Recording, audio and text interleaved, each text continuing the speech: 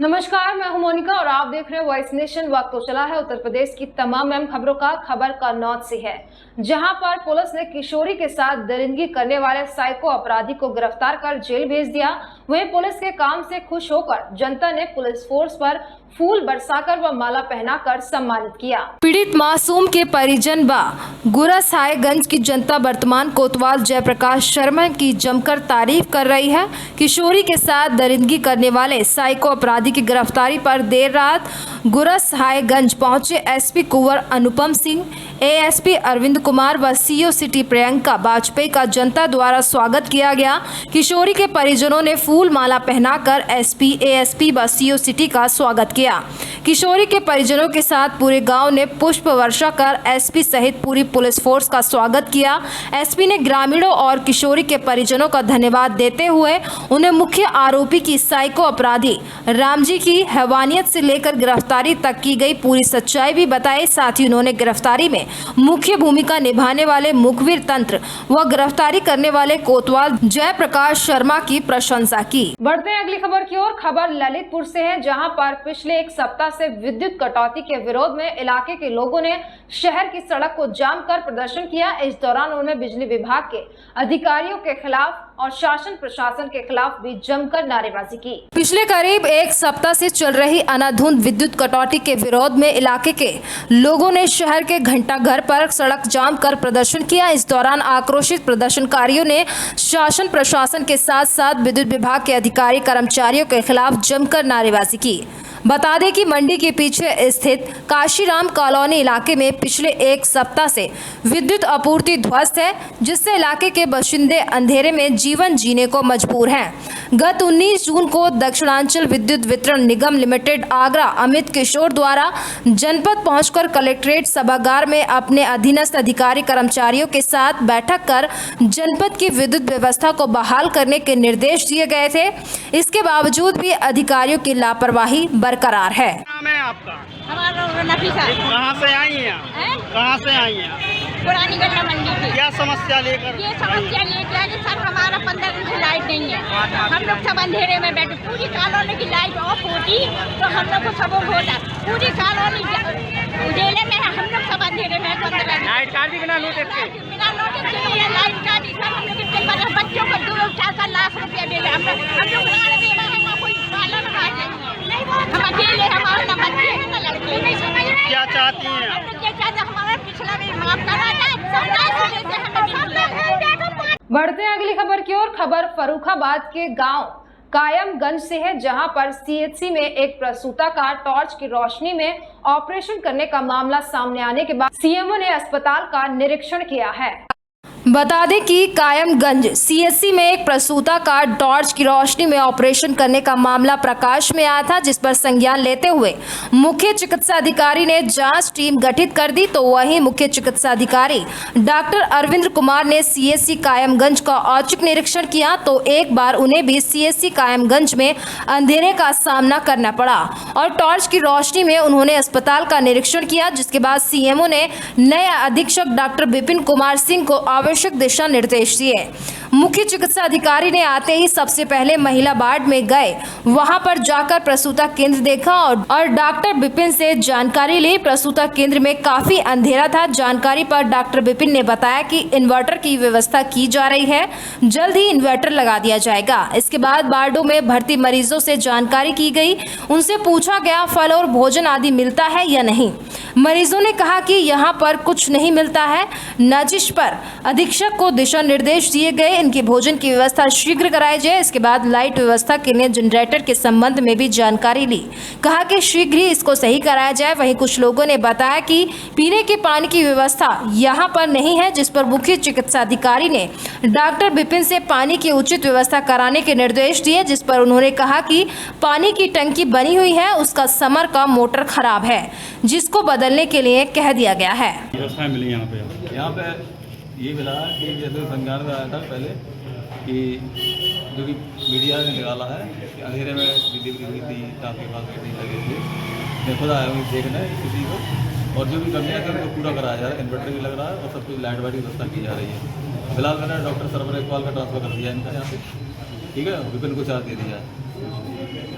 Sir आप जब आए हैं तो तब भी लाइट सब नहीं आ रही थी, आप नहीं अंधेरे में? इन्वर्टर लग रहा है, मेरे सामने लग रहा है। मैंने खुद निर्देश दिया इनको तुरंत लगाया जाए इन्वर्टर, और इमरजेंसी लाइट भी खरीद लेंगे। तो क्या जनरेटर चलने का प्रावधान नहीं है क्या? जनरेटर का भी प्रावधान है। मतलब देखिए, अब आप ही देखिए यहाँ पे पंखे बंद हैं, इमरजेंसी पंखे बंद है, मतलब पॉइजनिंग केस है। मैंने कहा ना, मैंने ट्रांसफर कर दिया है, अब देखते हैं कितना अच्छा काम करते हैं, क्या देखेंगे। मतलब लाइट ना आने पर जनरेटर की व्यवस्था है, प्रावधान है इसका।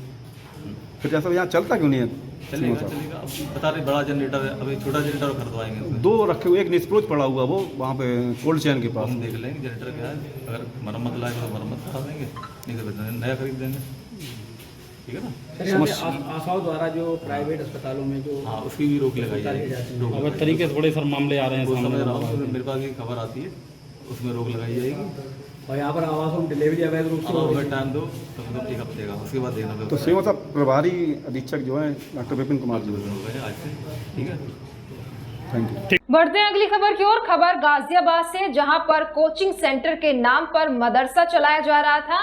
सूचना मिलने पर पहुंची पुलिस ने मदरसा संचालक को गिरफ्तार कर लिया। बता दें कि यहाँ को बच्चों को नमाज पढ़ाई जा रही थी। गाजियाबाद के खोड़ा नगर पालिका परिषद में एक हैरतअंगेज मामला सामने आया है। यहाँ पर कोचिंग सेंटर के नाम पर मदरसे का संचालन हो रहा था। कोचिंग सेंटर के अंदर का हाल बिल्कुल मदरसे जैसा था। यहाँ पर कुर्सी, मेज और टेबल नहीं थे। छात्रों को नीचे बिठाकर मदरसे की तरह पढ़ाया जाता था। इसी कोचिंग सेंटर में बच्चे आकर पढ़ते थे। गिरफ्तार मौलाना का कहना है कि इस कोचिंग सेंटर में हिंदी, इंग्लिश, मैथ के साथ में अरबी, उर्दू की पढ़ाई कराई जाती थी। वहीं शुक्रवार को कोचिंग सेंटर में छात्रों द्वारा नमाज पढ़ाई जा रही थी, जिसके द्वारा सूचना पर पहुंची पुलिस ने कोचिंग सेंटर संचालक शौकत अली पुत्र अब्दुल रहमान को गिरफ्तार कर लिया। बता दें कि अभी कुछ दिनों पहले ऑनलाइन गेम के जरिए बच्चों का धर्मांतरण कराने का मामला सामने आया था और अब खोड़ा में कोचिंग सेंटर के नाम पर मदरसे का संचालन किया जा रहा था, जिसमें बच्चों को बाकायदा कोचिंग सेंटर में ही नमाज पढ़ाई जाती थी। वो जो हमारा कोचिंग सेंटर चलता है, हाँ, उसमें जो है बच्चे थे, उनको जो है उन्होंने जुम्मे की नमाज़ पढ़ी। कोचिंग सेंटर में नमाज पढ़ी। किस नाम से कोचिंग सेंटर आपका? फ्यूचर टेक नाम से कोचिंग सेंटर। बढ़ते हैं अगली खबर की ओर। खबर गाजियाबाद से, जहां पर क्राइम ब्रांच की टीम ने 11 वर्षों से फरार चल रहे कच्चा बनियान गिरोह के 25,000 के इनामी सहित गैंग के 10 सदस्यों को गिरफ्तार किया है, जिनके कब्जे से भारी मात्रा में चोरी किए गए कीमती आभूषण, बर्तन और अवैध असले भी बरामद किए गए हैं। बीते दिनों 23 अप्रैल को अज्ञात कच्चा बनियान गिरोह ने हथियारों से लैस होकर इंद्रमपुरम थाने के नीति खंड में डॉक्टर सुधीर सिंह के यहाँ तमंचे का बट से घायल करके घर में बंधक बनाकर लाखों के सोने चांदी के आभूषण, जिनकी कीमत लगभग 15 लाख रुपए थी, जिसके बाद से इंद्रमपुरम थाने में मुकदमा पंजीकृत होने के बाद गाजियाबाद की क्राइम ब्रांच टीम को यह केस दे दिया गया था। यह घटना पारदी गैंग द्वारा गठित की गई, जिसमें एक अभियुक्त मिथुन गिरफ्तार होकर जेल गया था। अभियुक्त सलीम इस मुकदमे में फरार चल रहा था, जिसकी तलाश की गई, परंतु यह पुलिस के हत्थे नहीं चढ़ा। पुलिस ने बीते दिनों इस पर 25,000 का इनाम घोषित किया था। हालांकि सभी अभियुक्तों पर यह कोई चोरी का मामला नहीं है। गाजियाबाद जिले में अलग अलग थाना क्षेत्र में इसी गैंग के दर्जनों चोरी करते हैं। बातचीत करते हुए डीसीपी सिटी निपुण अग्रवाल ने बताया कि सभी अभियुक्त मध्य प्रदेश के रहने वाले हैं और इनके साथ एक सुनार अमन वर्मा भी गिरफ्तार किया गया है, जो कि दिल्ली का रहने वाला है। यहाँ यह डकैती का माल बेचा करते थे। गिरफ्तार सभी 11 अभियुक्त पर अलग अलग राज्य में आपराधिक इतिहास भी हैं। गाजियाबाद क्राइम ब्रांच पुलिस ने कच्चा बनियान को पकड़कर उसके 11 अभियुक्तों को गिरफ्तार करने में सफलता हासिल की है, मगर अभी तक भी बहुत ही डकैत किया खुलानी बाकी है। वहीं जहां आप तस्वीरों के माध्यम से देख पा रहे हैं कितना बड़ा जखीरा चोरी के माल का इन सभी 11 अभियुक्तों से बरामद किया गया है। वहीं इन सभी अपराधियों के घर का ताला तोड़ने का, कटर लॉक तोड़ने के अनेकों डिवाइस व हाईटेक उपकरण भी बरामद किए गए। इनसे प्रतीत होता है कि अगर पुलिस हाईटेक हुई तो कहीं ना कहीं डकैत भी अब हाईटेक होकर ही डकैती को अंजाम दे रहे हैं। वहीं पूछताछ में सभी अभियुक्तों ने बताया कि ये जगह चिन्हित करके शरीर पर तेल लगाकर हथियारों के बल पर बंधक बनाकर घर में चोरी डकैती की वारदात को अंजाम देते थे और अगर कोई उनको पकड़े या शरीर पर तेल लगे होने के कारण आसानी से छूटकर भाग जाया करते थे। हमदर्द चौराहा लोहिया नगर के पास क्राइम ब्रांच ने मुठभेड़ में 10 अभियुक्तों को गिरफ्तार करा है। इसमें 9 पारधी हैं और इसमें एक बोगिया आदिवासी है। इन्होंने बताया है कि इन्होंने पिछले माह Nehru Nagar Sihani gate, model town कोतवाली एवं प्रोनिका सिटी देहात क्षेत्र में इन्होंने चोरी की घटनाओं का अंजाम दिया था। पूछताछ में इन्होंने बताया है कि ये राजस्थान में, यूपी में और एनसीआर में कई दिनों से चोरी कर रहे हैं। इनका विस्तृत क्रिमिनल हिस्ट्री है, लगभग 2 दशकों से ज़्यादा से ये कृत कर रहे हैं। वोल्टेज मुकदमा 2000 का पाया गया है और इनके पास से हमको लगभग 5 लाख की ज्वेलरी मिली है, 27,000 कैश मिला है, आला नकब बरामद हुआ है, सब्बल बरामद हुआ है और बाकी जो घटना में प्रयुक्त हथियार इस्तेमाल करते थे वो भी हमको बरामद हुए। सर, मध्य प्रदेश के रहने वाले बदमाश हैं काफ़ी की संख्या में, तो किस तरीके से ये यहाँ आते थे, टारगेट चिन्हित करते थे और घटनाओं को अंजाम देते थे? देखिए, ये लोग लगभग गर्मी में वहाँ से निकल जाया करते थे और पूरा गर्मी का सीज़न में, बरसात में ये घटना करने के वापस जाते थे। इनका जो गैंग का सरगना सलीक उर्फ सलीक है, ये 2012 में इंदिरापुरम में एक डकैती के मुकदमे में वांछित था, जिसमें 25,000 का इनाम भी था और ये टीम ने इनको गिरफ्तार कर। क्या आपराधिक इतिहास इनका रहा है? इनका सन 2000 का ओल्डेस्ट मुकदमा मिला है सभी का और ये गैंग में 15 लोग हैं, जिसमें कि 10 की गिरफ्तारी हो गई है और बाकी 5 वांछित। सर, बरामदगी क्या सामान बरामद हुआ है उसमें कुछ आधुनिक उपकरण है, इनका क्या इस्तेमाल करते थे और गुलेल का भी कुछ विशेष इनका महत्व था? इनके पास से हमको हाइड्रोलिक कटर मिला है, जिससे कि ये ताला वाला काटने के लिए इस्तेमाल करते थे। इसके साथ ही इनके पास से सब्बल मिली है, जिससे कि ये बंद दरवाजे खोला करते थे। साथ में चाकू मिला है और जो गुलेल का इस्तेमाल ये बता रहे हैं कि अगर कोई कुत्ता आ जाता है तो उसको भगाने के लिए ये उसमें ईंट से मार के उसको भगाते थे। साथ ही साथ तेल लगा के शरीर पे ये लोग अंदर एंटर करा करते हैं, ताकि अगर कोई इनको पकड़ ले तो ये उसकी गिरफ्त से छूट के भाग सके। सर, ये हाइड्रोलिक जो आप बता रहे हैं उपकरण, ये आवाज़ नहीं करता था, इसकी विशेषता यही है क्या?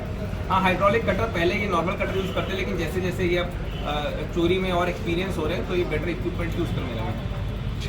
बढ़ते अगली खबर की ओर। खबर यूपी के बलिया से, जहां पर डिप्टी सीएम ब्रजेश पाठक पहुंचे, वहीं कार्यक्रम में पहुंचे गोरखपुर सांसद रवि किशन ने विपक्ष पर इस दौरान जमकर हमला बोला। बलिया के हल्दीरामपुर लालमड़ी ऋषि इंटर कॉलेज के मैदान में एक जनसभा को संबोधित करते हुए गोरखपुर सांसद रवि किशन ने विपक्ष पर जमकर हमला किया और कहा कि एक झुंड आ रहा है हमारे मोदी जी के खिलाफ, जो सारे लुटेरे, डाकू, आतंकवादी को संरक्षण देने वाला एक मुश्त हो गए। पटना में मीटिंग हुई है, विपक्ष में प्रधानमंत्री का कोई चेहरा नहीं है, मोदी को हराना है, पार्टी में कोई करप्शन नहीं है। कहा कि आज पूरा विश्व के नेता हमारे प्रधानमंत्री के पैर छू रहे हैं। भारत एक ताकतवर देश है और चाइना की भी अब हिम्मत नहीं है कि अंदर घुस जाए। घर में घुसकर मारने की ताकत हमारे प्रधानमंत्री नरेंद्र मोदी के पास है।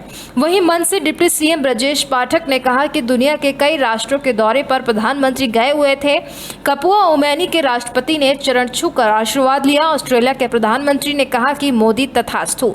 मोदी की लोकप्रियता जिस तरह से बढ़ रही है, मन कर रहा है कि मोदी की एक जनसभा अमेरिका में कराएं, ऑटोग्राफ लेकर अपने पास रखें। उन्होंने कहा कि हिंदुस्तान के 140 करोड़ लोग उनका सम्मान कर रहे हैं। वहीं राहुल गांधी ने कहा कि भारी चुनाव पर चर्चा चल रही है और प्रधानमंत्री नरेंद्र मोदी राष्ट्र के लिए लड़ रहे हैं, ये सब कुर्सी के लिए इकट्ठा हुए। उन्होंने कहा कि वहां शादी की बात हो रही है, इसका मतलब है कि उन्हें देश की चिंता नहीं है, उन्हें चुनाव की चिंता है। विरासत से संपत्ति मिल सकती है, जनता उन्हें पूरी तरह से नकार चुकी है, कोई रिजल्ट नहीं निकलता है। हम पूरी तरह से सतर्क हैं और चिकित्सा व्यवस्था चाक चौबंद है, सभी छुट्टियां निरस्त कर दी गई हैं और दवाइयों की कोई कमी नहीं है। देखिए, ये दुखद स्थिति है, हम हर स्थिति में स्वास्थ्य महकमा सतर्क है। सावरकर हमारे पूर्वज हैं, उनका भारत के इतिहास में योगदान है। जो हम पर अटैक किया था, हम उनको पढ़ाते हैं, वास्तविक इतिहास हम देश के सामने रख रहे हैं। आज अमेरिका में जहां भारत हमेशा लोन ले खातिर जात रहा 2014 के पहले, अब हमारे प्रधानमंत्री जी हीरा लेके जाना और बाइडेन के जो प्रेसिडेंट के हरा हीरा और उनकी मेहरारू के देलन। आज प्रधानमंत्री का हर विश्व के नेता गोर छुअता। आज पूरा विश्व में भारत के नाम हो गई। वहां पाकिस्तान भिखारी भीख मंगा कटोरा मांगता और ये जा भारत अपन वैक्सीन बना के दुनिया के बचावता। आज भारत एगो ताकत हो गई, चाइना के हिम्मत नहीं थे कि अंदर ढुक जाए। पाकिस्तान के घरवा में घुस के मारेगा ताकत हमारे मोदी जी के बाई नया भारत। तो भैया हिंदुस्तान की लूप आक्रमण हो रहा है और लालू जी कह रहे हैं कि उनकी शादी होनी चाहिए। ब्राह्मण शिरोमणि है, क्या उनकी शादी हो जाएगी तो क्या वो प्रधानमंत्री बन जाएंगे? ये पूरी तरह से ले लेना देश में इस समय चुनाव की चर्चा चल रही है और माननीय प्रधानमंत्री नरेंद्र मोदी जी देश के लिए लड़ रहे हैं, राष्ट्र प्रथम हमारे लिए है और ये सब कुर्सी के लिए इकट्ठा हुए हैं और कुर्सी के इकट्ठा होने में नेता भी तय नहीं है और वहाँ पर गंभीरता की बातें, शादी की बातें हो रही हैं और शादी की बात जब हुई है इसका मतलब उनको देश की चिंता नहीं है, ना ही उन्हें चुनाव की चिंता। अच्छा, ब्राह्मण शिरोमणि हैं, अगर शादी हो जाए तो क्या उनका राजयोग का कुछ है? देखिए उनके कुंडली कुछ लिखल नहीं बा। प्रधानमंत्री विरासत से आपको संपत्ति मिल सकती है लेकिन लोकतंत्र में जनता ने उन्हें बुरी तरह नकार दिया। तो मैंने आपका मैंने ये है कि अब प्रधानमंत्री कौन ही रिजल्ट नहीं खेनी करी उनका, कौन ही रिजल्ट नहीं करी। अच्छा मंत्री जी, आप बलिया में हैं, पिछले हफ्ते गर्मी से बलिया में 60 लोगों की मौत हो गई, क्या कहेंगे? हम पूरी तरह से सतर्क हैं और चिकित्सा व्यवस्था चाक चौबंद है, सभी डॉक्टरों की छुट्टियां निरस्त कर दी है, हम लगातार भेज रहे हैं। अभी माननीय परिवहन मंत्री और दवाइयों की कोई कमी नहीं। प्रशासन की जांच, एक सेकंड मंत्री जी सरकार मेडिकल कॉलेज खुलना चाहिए। बहुत जल्दी होगा, हम पीपीपी मोड पे टेंडर करने वाले हैं। अच्छा मंत्री जी, जांच रिपोर्ट अभी वाली स्थिति है कि कई जगह कुछ मिला जुला रिपोर्ट था तो हमने अलग से दोबारा भेजा है मेडिकल कॉलेज के जीएमसी में। अभी रिपोर्ट आया नहीं है क्योंकि लंबा समय लग रहा है, कुछ रिपोर्ट अलग डॉक्टर बताए थे, कुछ अलग बताए थे। अब रिपोर्ट शीघ्र ही आ जाएगा मंत्री। अच्छा, पोस्टमार्टम रिपोर्ट भी डेथ सर्टिफिकेट भी नहीं दिया जा रहा है उन मरीजों को। कोई आवश्यकता तो मुझे बताना, मैं काम करूँ। सर मंत्री जी, अभी आपके मंत्री जो संजय निषाद थे वो कहे कि ये दैवीय आपदा है, क्या आप मानते हैं सर इसको? भाई देखो, दुखद स्थिति है, हम हर स्थिति में स्वास्थ्य महकमा सतर्क है, सभी चिकित्सकों की छुट्टियां निरस्त कर दी हैं, खाली पद भर रहे हैं और दवाई सारी की सारी पूरे प्रदेश में सभी। अच्छा, एक मिनट को भाई, सावरकर को आप पढ़ाने जा रहे हैं पहली बार उत्तर प्रदेश के बोर्ड में, गोडसे को लेकर के विवाद चल रहा है कि सावरकर जी हमारे जो पूर्वज हैं उनका भारत के इतिहास में अहम योगदान है, लेकिन पुराने जो मतलब हमारे राजपाट चलाए लोग, उन लोगों ने ऐसे लोगों को हटा दिया। अकबर, हुमायूं, शाहजहां दुनिया भर पढ़ाते रहे, जिन लोगों ने हमको अटैक किया था उनके इतिहास को पढ़ाते रहे। वास्तविक इतिहास सब देश के सामने हम लोग रख रहे हैं। तो गोडसे को लेकर के विवाद चल रहा है, क्या कहेंगे उस पर? फिलहाल इस वक्त की खबरों में इतना ही। तमाम देश दुनिया की खबरों से रूबरू होने के लिए बने रहिए वॉइस नेशन के साथ। अभी दीजिए इजाजत, नमस्कार।